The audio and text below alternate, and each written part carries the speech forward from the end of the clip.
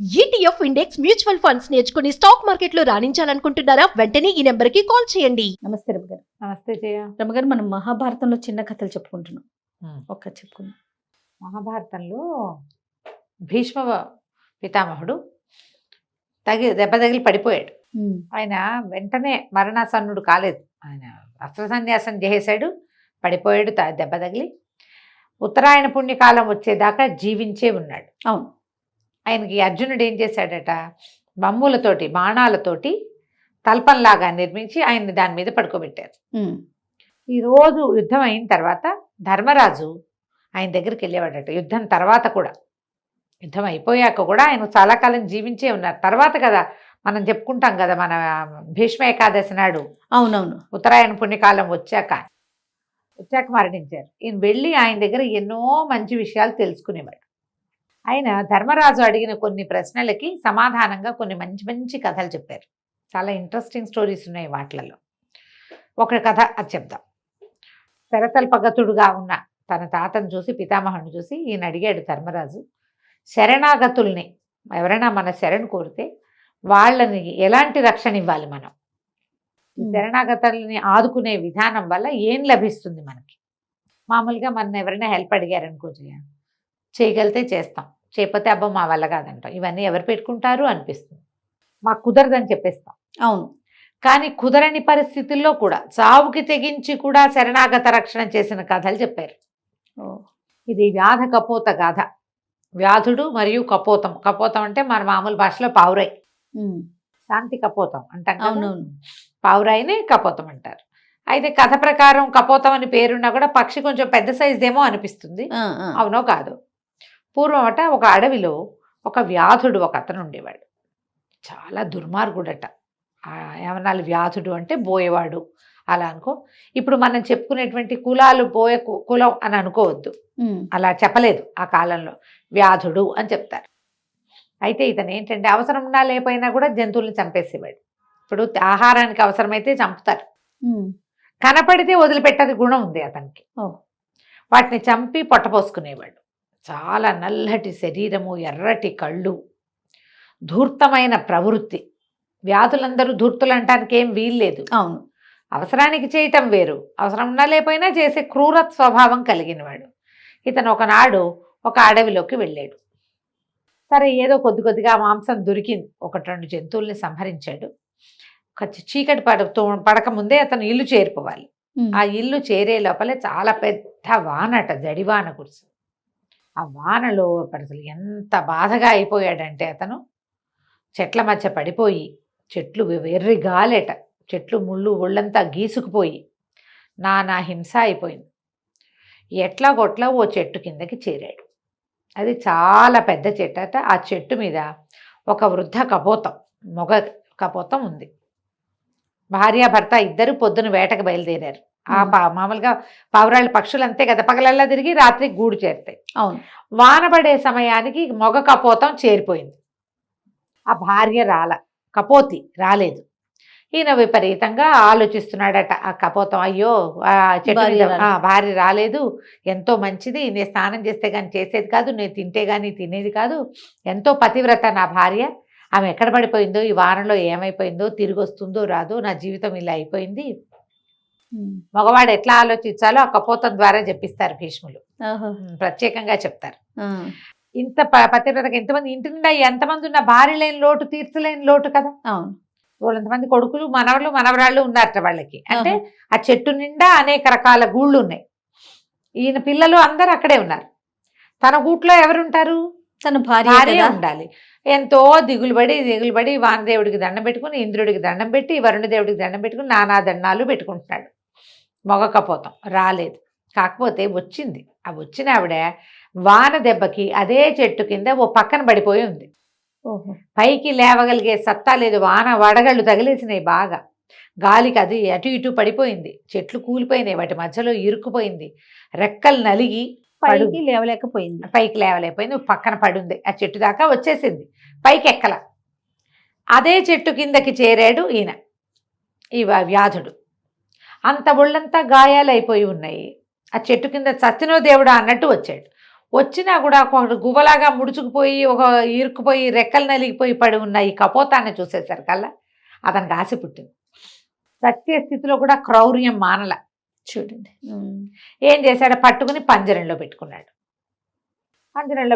అక్కడి నుంచి చెట్టు కింద కూర్చుని ఈ వ్యాధుడు ఉణికిపోతున్నట్ట. చలి. అయినా కూడా ఈ పని చేసాడు. వణికిపోతున్నాడు. ఏం చెయ్యాలో తెలీదు. ఏవో 4-5 చెట్ల ఆకులు కోసి చుట్టుపక్కల ఆ ఆకులు ఆ చెట్టు కింద వేసుకుని కూర్చున్నాడు. బురదలో కూర్చోకుండా కూర్చుని వణుకుతూ కాళ్ళు చేతులు దగ్గర పెట్టుకుని, ఆహారం లేదు, చలికి ఆస్కారం లేదు, చలి పోగొట్టుకునేందుకు అని, ఓ వృక్షరాజమా, ఈ వృక్షం మీద ఉన్నటువంటి దేవతలారా నన్ను రక్షించండి, మనిషి కదా అట్లా దండం పెట్టుకున్నాడు. అనుకుంటుంటే ఈ పైనున్న మొగ కపోతం ఏం చేస్తుంది, భార్య కోసం బెంగబడి దిగులుబడి బాధపడి ఏడ్చి కొయ్యి అంటుంది. ఆ కురుకుర్రు అనే శబ్దాలు మనుషులకు అర్థం కావు, పక్షులు కూస్తున్నాయి అనుకుంటారు, కానీ పక్షికి అర్థం అవుతుంది. ఈ కింద పంజరంలో పడి ఉన్నటువంటి అతని భార్యకి అవన్నీ వినపడితే కింద నుంచి ఏం చెప్పిందంటే, ఎంతసేపు మన గురించి ఆలోచిస్తే ఎట్లా, మన కోసం మన చెట్టు కింద ఒకడు చలితో బాధపడుతున్నాడు, మన శరణు కోరొచ్చాడు, అతన్ని చూడాలి కదా, అతన్ని రక్షించాలి, అతనికి ఏదైనా అవకాశం ఇవ్వాలి. మన శరణులో ఉన్నవాడు మన ఇంటికి వచ్చి మన వాకిట్లో నిలబడి ఉంటే తలుపు తీసి లోపల రండి వానకి తడిసిపోయారని ఓ కాఫీ టీ ఇచ్చి, తల తుడుచుకోవడానికి ఒక టవల్ ఇచ్చి, మార్చుకోవడానికి బట్టలు ఇచ్చి చేయొద్దు. పక్షులు ఏం చేస్తాయి, చేయగలిగింది ఏదో చెయ్యాలి అని చెప్పి, నువ్వు పెద్దవాడివి, నువ్వు ఇంటికి ఈ చెట్టు మీద ఉన్నటువంటి అన్ని పక్షుల్లోనూ వృద్ధుడివి, నువ్వే చెయ్యాలంటే ఇతను ఆశ్చర్యపోయాడు. భార్య ఎక్కడి నుంచో మాట్లాడుతోందని అటు ఇటు చూసింది ఈ మగపావురం. తీరా చూస్తే కింద ఇక ఇలాగ సగం మూయకుండా ఉన్నటువంటి పంజరంలో ఉన్న భార్య కనిపించేసరికి ఇతను ఆశ్చర్యపోయాడు.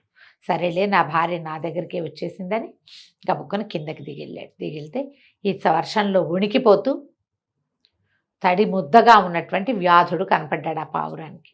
పావురం వెళ్ళి దగ్గర కూర్చొని మాట్లాడింది, అయ్యా మా ఇంటికి వచ్చారు, మీకు ఏం కావాలో చెప్పండి, మీకేం సహాయం చేయగలను నేను అంటే, చలికి వణికిపోతున్నాను, చలి చచ్చిపోతున్నా, సాయంత్రం నుంచి వానకి తడిసిపోయాను, ఈ చలి తట్టుకునేందుకు శక్తి కావాలి నాకంటే. ఈ పావురా ఏం చేసిందట, ఆ చెట్టు పై భాగం అంతా తడిసింది కానీ కింద భాగాలు తడవ్వు కదా, అక్కడి నుంచి ఆ పొడకలు ఈ పొడకలు ఏరి ఒక చోట పోసిందట. దానికి దీనికి అడవికి పల్లె ఒక కొంచెం దూరంగా కొన్ని పల్లెలు కనపడుతుంటాయి. పావురా ఈ వాన కొంచెం తగ్గుమొహం పట్టింది, చలేస్తుంది. ఆ పల్లె వైపుకి వెళ్ళి ఎగురుకుంటూ వెళ్ళి, పల్లెలో పొయ్యిలు వెలిగించుకుంటారు కదా, పొయ్యిలో నుంచి ఒక కొరివి మండుతున్న దాన్ని పట్టుకొచ్చి అది తెచ్చి ఈ ఎండు పుల్లల మీద వేసింది.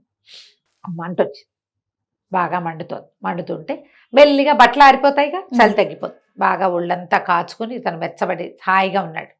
ఎంతో హాయిగా ఉంది అంటే, అయ్యా ఇంకా మీకేం సేవ చేయగలను నేను అని అడిగేసరికల్లా ఇతను అన్నాడు, ఇంకేం చేస్తావమ్మా, చాలా ఎక్కువ చేసావు నాలాంటి దుర్మార్గుడికి, కానీ విపరీతంగా ఆకలిస్తుంది, పొద్దున ఎప్పుడో తిన్నాను అని చెప్పేసరికల్లా పావురాయి తెల్లబోయింది. మేమేం పెడతాం మీకు, మా ఆహారం ఏముంది, మాకు ఏది కనపడితే అది తింటాం, దాచుకోవటానికి రాదు కదా మాకు, మేమేమి దాచుకునే వాళ్ళం కాదు, మేము తినేవేవి నీకు చాలవు, మేము తినేవేవి నీకు సరిపోవు, అసలు ధాన్యం దాచుకోవటమే రాదు, మేము ఆ రోజుకి తినేస్తాం, అయిపోయింది, పిల్లలుంటే పిల్లలకి తెచ్చిపెట్టుకుంటాం, పైగా ఇవేమిటి చిన్న చిన్న పురుగులు అవి తింటాయి అని చెప్పి పావురాయి బాగా ఆలోచించి తన భార్య వైపు చూసి, భార్య ఏం చెప్పింది, మన ఇంటికి వచ్చిన వాడి రక్షణ మన ధ్యేయం, మనం చేయాలి అది.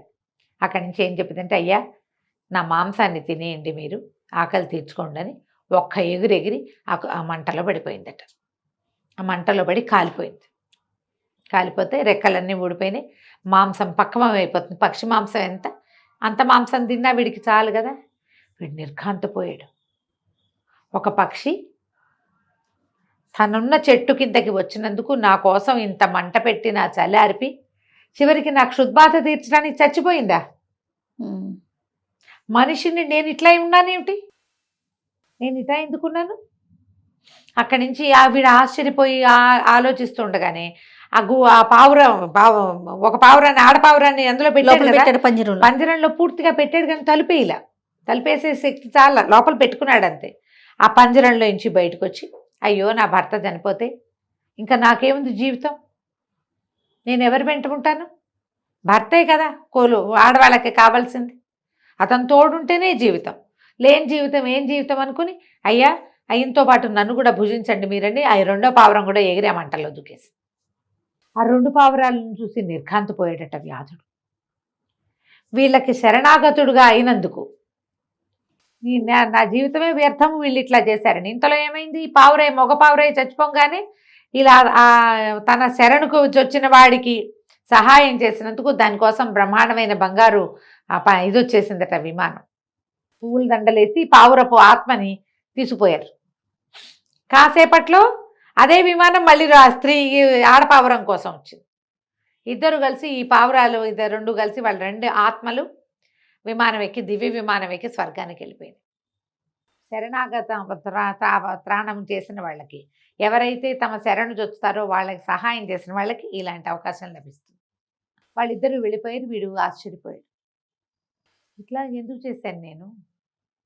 చచ్చిపోతానని భయం వేస్తూ కూడా ఓ పక్కన ఇంకో ప్రాణిని చంపడానికే చూశానే అని చెప్పి మెల్లిగా తన సామాన్లు అక్కడ వదిలేశాడు. లేచి నడవటం మొదలుపెట్టాడు. నడుస్తూ నడుస్తూ నడుస్తూ వెళ్తున్నాడు. తపస్సు చేసుకోవాలి, నేను నా బుద్ధి మార్చుకోవాలి, ఈ గుణం మారాలి నాకు. ఎవరైనా తమ కోసం త్యాగం చేస్తే రెండో వాళ్ళకి బుద్ధి వస్తుంది. అవును. ఆయన అలా వెళ్తూ వెళ్తూ వెళ్తూ ఉన్నాడు. ఇక తపస్సే తప్ప ఇక నేను క్రౌర్య వృత్తిని అవలంబించను, వ్యాధ వృత్తిని అవలంబించనని చాలా కాలం తపశ్చర్యలోనే ఉండిపోయాడట అతను. తదేక ధ్యానంగా భగవద్ ధ్యానమే చేశాడు. అయితే ఒకసారి పెద్ద కార్చిచ్చు వచ్చిందట అడవిలోకి. ప్రాణులన్నీ పారిపోతున్నాయి. ఈయన మాత్రం ప్రాణం రక్షించుకోవడానికి ఏ తొందర పడకుండా అలాగే కూర్చున్నట్టు కార్చిచ్చులో కాలిపోయాడు. ఈయన కూడా దివ్య విమానం వచ్చింది. తపశ్చర్య చేసిన వాడికి వస్తుంది, ఈ శరణాగతి పొందిన వాడికి సహాయం చేసిన వాళ్ళకి వస్తుంది విమానం. దివ్య విమానంలో ఇతను కూడా స్వర్గానికి వెళ్ళిపోయాడు. ఒకళ్ళతోటి రక్షింపబడిన వాడు జ్ఞాని కావాలి. రక్షించటం అన్న ఆలోచనే అద్భుతం, అదే స్వర్గాన్ని ఎక్కిచ్చేది. అంతే. మోక్షం వచ్చేసింది పావురాయి జంటకి, వ్యాధుడికి కూడా. ఇలాంటి ఎన్నో గాథలు చెప్పారట. కథ చూడు ఎంత బాగుందో, అద్భుతం. ఎంత ఎంత నీతి ఉందో ఇందులో. ఇప్పుడు హెల్ప్ అంతే. నువ్వు నీ సొంతం చూసుకోకుండా చెయ్యి, నీకు అద్భుతమైన అవకాశాలు లభిస్తాయి. ఇప్పుడు మనకి మోక్షం అక్కర్లేదు జయ, మోక్షం వద్దు రమ్మగారు. మోక్షం వద్దు, అసలు దాని గురించి ఆలోచనే వద్దు. నీకు అవకాశం, నువ్వు ఇవాళ హెల్ప్ చేయి, నీకు ఇంకో చోట నుంచి హెల్ప్ లభిస్తుంది, ఖచ్చితంగా లభిస్తుంది. నీకు కావాల్సిన అవకాశం వస్తుంది, సహాయం లభిస్తుంది.